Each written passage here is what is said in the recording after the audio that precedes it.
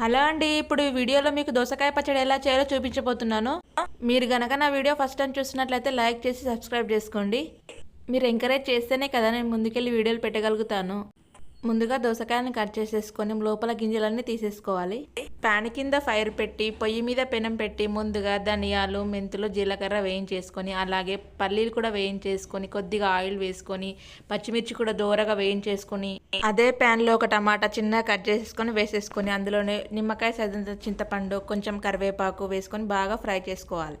చింతపండు అనేది ఎక్కువ తీసుకోకూడదు, ఎందుకంటే దోసకాయని డామినేట్ చేస్తుంది. అలాగే కట్ చేసి పెట్టుకున్న దోసకాయలను కూడా వేసేసుకొని 2-3 నిమిషాలు బాగా ఫ్రై చేసుకోవాలి మీడియం ఫ్లేమ్లో. అలాగే కొద్దిగా అల్లం పేస్ట్, ఫ్రెష్గా ఉన్న కొత్తిమీర వేసేసుకొని బాగా ఫ్రై చేసుకోవాలి. అవునండి, మీరు ఎప్పుడైనా ట్రై చేశారా? ట్రై చేసి ఎలా వచ్చిందో కామెంట్ చేయండి. ఏదో నాకు తెలిసింది మీకు చూపించాలని ఇలా వీడియో చేసి పెడుతున్నాను. మీలో ఎవరైనా అలా ట్రై చేసే వాళ్ళు ఉన్నారా? ఉంటే కామెంట్ చేయండి. వేయించినవన్నీ మిక్సీ గిన్నెలో వేసేసుకొని సాల్ట్ కూడా వేసేసుకొని బాగా మిక్సీ పట్టేసుకోవాలి. కాదు, కచ్చా పచ్చగా పట్టుకోవాలి. అదే ప్యాన్లో కొద్దిగా ఆయిల్, శనగపప్పు, జీలకర్ర, ఎండుమిర్చి వేసేసుకొని ఇందాక మిక్సీ పట్టుకున్న దానిలో వేసుకొని బాగా ఫ్రై చేసుకుంటే అంతే, ఎంతో రుచికరమైన దోసకాయ పచ్చడి